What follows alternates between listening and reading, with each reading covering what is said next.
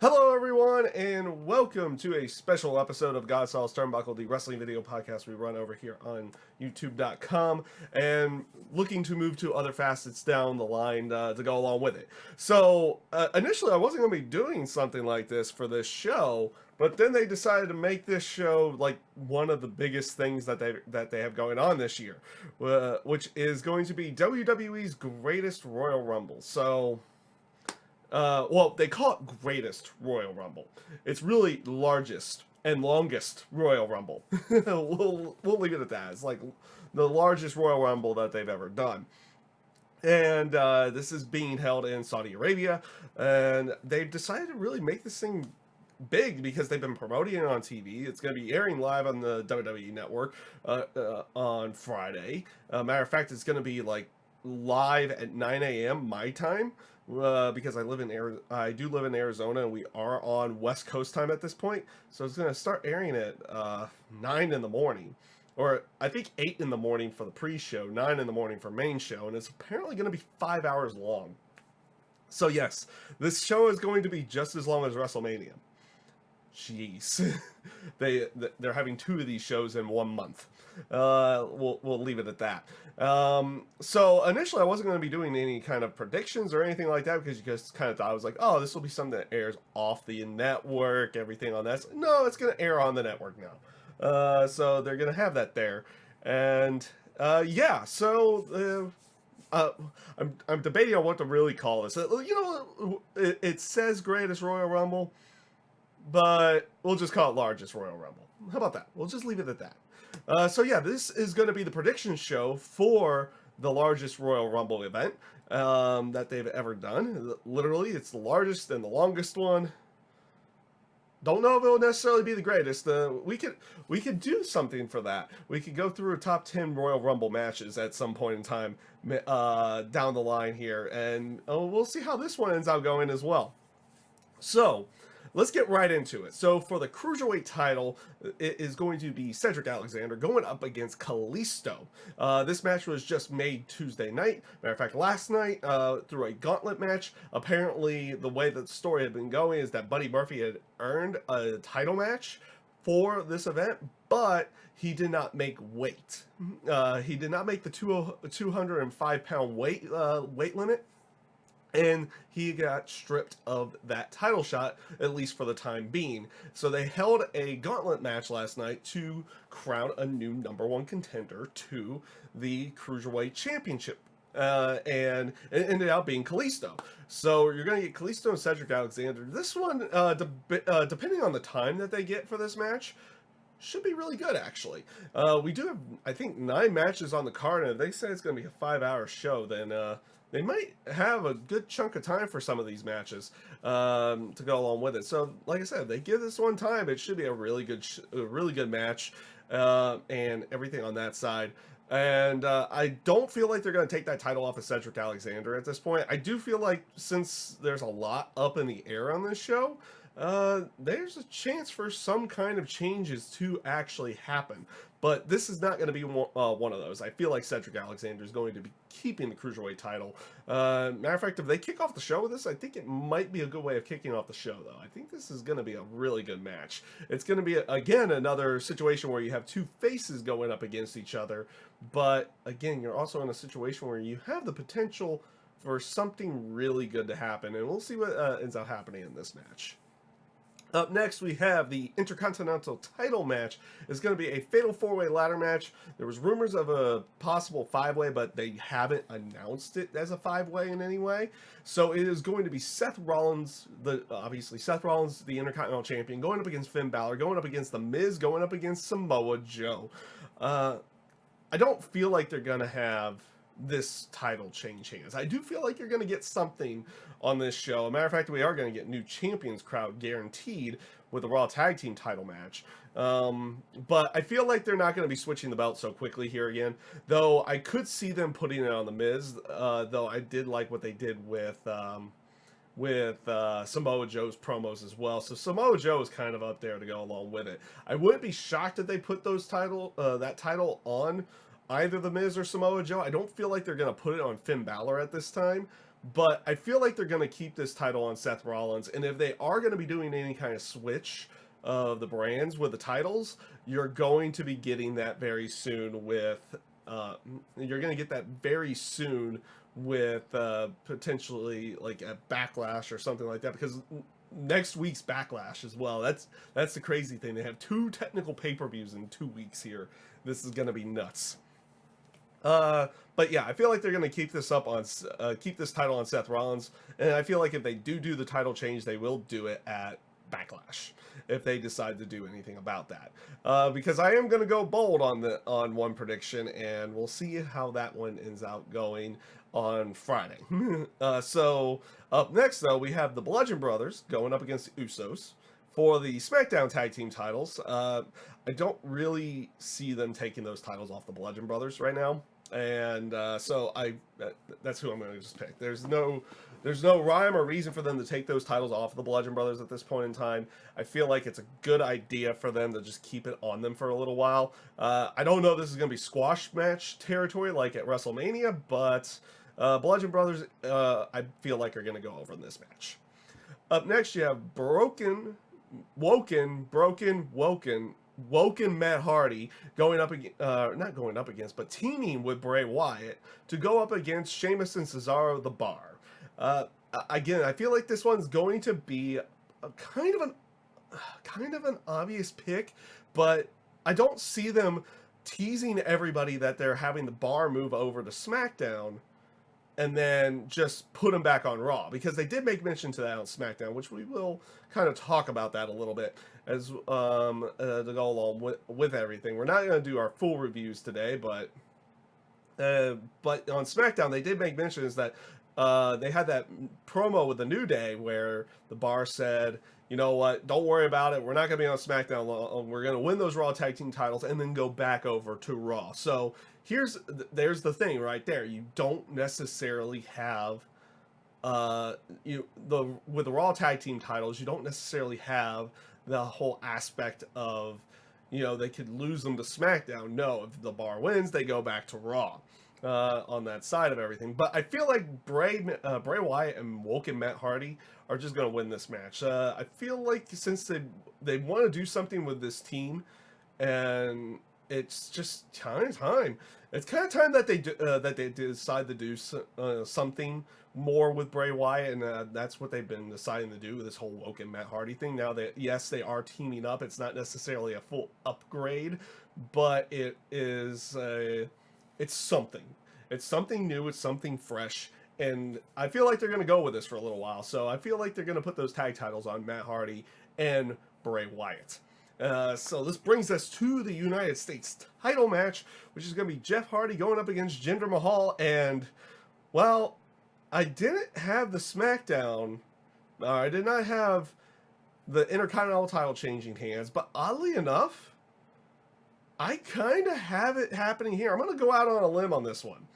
I'm not, I feel like this is going to be a very crowd-pleasing show to a certain degree. But I'm going to go out on the limb on this one, because I've been kind of picking outside the Bludgeon Brothers, which is kind of an obvious pick. But I'm going to, like most of these, I feel like are going to be face wins. And I'm not going to go that way here. I'm going to go with Jinder Mahal.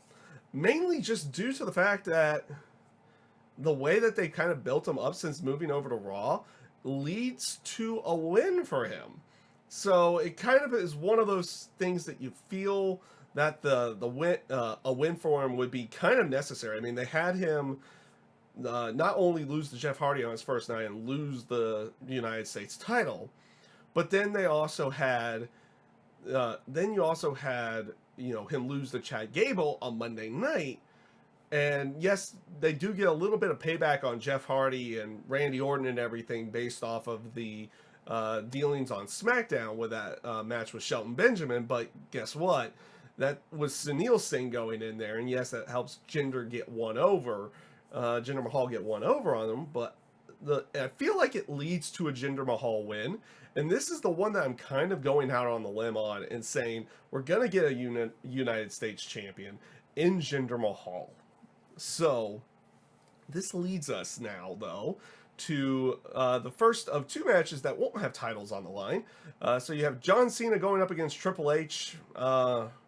Like I said, I feel like this is going to be a very crowd-pleasing show, so there's nothing more to really say about this one other than I feel like John Cena is going to win this match versus, the fact that he did lose to The Undertaker in like 2.5 minutes at WrestleMania. I think it was 2.5 minutes. I forget the actual time frame on that particular match at this point in time. But yeah, I feel like John Cena is going to go over in this one. Cena and Triple H worked well together, so I feel like this could be a good match as well. And this leads us to the casket match, though, with Undertaker and Rusev. Chris Jericho. Rusev? No, Chris Jericho? It's Rusev. It's Rusev. Rusev Day. Trying to point to the... There you go. Kind of. That's better. The Rusev Day calendar in the background.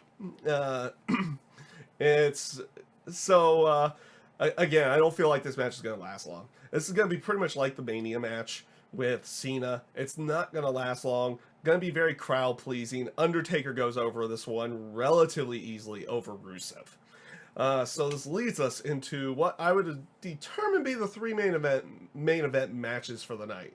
So let's start off first with the WWE title match, which is going to be AJ Styles going up against Shinsuke Nakamura. Yes, the main titles are going to be rematches from WrestleMania, and I feel like Shinsuke is going to win this match, but not by winning the title. I feel like this is going to end in some kind of DQ finish where AJ Styles has now been fed up with what Shinsuke Nakamura has done to him over the last few weeks with the terms of the low blows and everything on that side, and it is going to be one of those things that the frustration is continually build and build and build and build. And AJ's just going to snap and get disqualified in this match. So yes, this one I feel like is going to have an unsatisfying ending to it, but it's going to continue on the feud with Shinsuke Nakamura and AJ Styles. Shinsuke wins this match, but by disqualification. I don't think we're going to get a new WWE champion on this show. So this leads us to the Universal title, which is this really a given? Considering that that this match was considered a given at WrestleMania with Brock Lesnar and Roman Reigns, it's like, oh, Roman's gonna win. He's finally gonna get coordinated. He's gonna finally get the Universal title, and okay, it's full on. We're going with everything. But then they had Brock Lesnar win. So is this gonna be that situation where they're trying to get a favorable crowd for Roman Reigns' title victory? Or what are they trying to come up with here? But we have the Universal title match inside of a steel cage with Roman Reigns and Brock Lesnar. And I don't find it to be a given, but a lot of people are feeling that Roman Reigns is going to go over in this match. And I don't know. Something like it's all dependent on that contract with Brock Lesnar. Is it only 2 more matches? Is it only 1 more match? What is it? What is that contract? Does it go for another 3 years? But he's allowed to negotiate with UFC to go along with it on that side of everything. If it's one of those things that you've seen so many conflicting reports about it. That it's only a 1-match deal, it's a 2-match deal, and it's like he's going to lose twice on the way out. It could be a new contract for multiple years again. We've seen a lot of different conflicting reports, and I'm just going to go with it. I'm not going to go out on a limb with it either. I almost wanted to pick Brock Lesnar, but I'm going to pick Roman Reigns on this one. I feel like they're going to finally put the title on him. They should have done it at Mania. They should have just done it at WrestleMania, but I feel like they're going to finally do it here. They feel like maybe he's going to get cheered more over here, over in Saudi Arabia versus over in the United States, or one of the bigger shows that they would air over in the United States. So I am going to go with Roman Reigns, and yes, I do feel like we're going to get a new Universal Champion this time around. Now, could I be wrong? I was wrong at Mania. A lot of us were wrong at Mania. I don't know too many people that were picking Brock Lesnar to win that particular match. but I feel like they're gonna finally have Roman get one over on Brock inside of this particular match. Now watch us all be wrong again. Yeah, just watch us all be wrong again, and Brock Lesnar goes off and wins, and continues on with the Universal title and everything on that side. So let's take this into the largest Royal Rumble. They call it the greatest Royal Rumble, but it's the largest Royal Rumble. It's a 50-man Royal Rumble match, and yes, they are using Royal Rumble rules, so you're going to have, contestants start off. It's not going to be like Battle Royal, where all people are in the ring. It's going to be, they come out at intervals, whether it's going to be 60-second intervals or 30-second intervals, or do they keep it at 90-second intervals. We'll see how they decide to go about that one. But this, in this type of match, especially with how big the match is, with how many people are in it, it's actually kind of hard to pick it, because there's always that chance for your, could be an obvious pick to win the match, but there's always that chance for a botch or something on that side, and they end up not winning or something on that side. But for the largest Royal Rumble match, I am going to pick Daniel Bryan.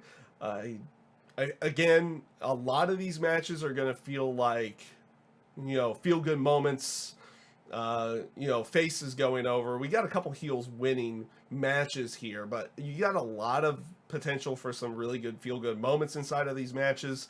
I feel like this will be another one. Daniel Bryan seems to be a good pick for that. Braun Strowman would be a good pick as well, but I feel like they'll go with Daniel Bryan on this one to just try to send the crowd home happy. I would assume this is going to be the main event of the show. If not, it will be Lesnar and Reigns again. But we'll see how that one goes out. And I'm going to go with Daniel Bryan to win the largest Royal Rumble match that they've ever done. So with that being said, that is pretty much everything for that pay-per-view. I guess we do call it a pay-per-view at this point. I mean, it's going to be 5 hours long. It's airing on the network. And yeah. So initially I was going to guarantee myself that there would be no live reactions to this event, but now that I found out that's now that I've really looked at it, it's 9 a.m. in the morning, and I do technically work that day, but I don't go to work till 3. So I might be able to do it. I'll see if I decide to do it or not, but I am going to be up watching the show live as it does happen, and maybe we just do something else about that at that point in time. But there might be live reactions, there might not be live reactions. I don't know at this point in time. We'll see how everything plays out in the end and where everything goes from here. And yeah, those are my predictions for the largest Royal Rumble event, greatest Royal Rumble event.